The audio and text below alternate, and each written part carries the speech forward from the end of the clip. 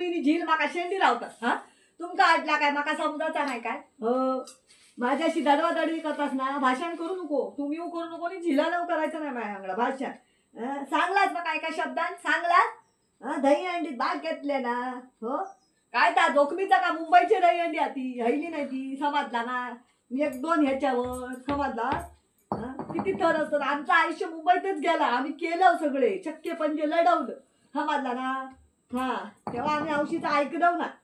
म्हणून आमका अनुभव इलेले आम्ही अनुभवान शिकलो समजला ना म्हणतात काय नाव दे माका कामाक जावा मी काय धरून ठेवलंय काय तुमका मोठे कामा करता रे तुम्ही कामा करतात नाही आम्ही काय सर बसान राहू काय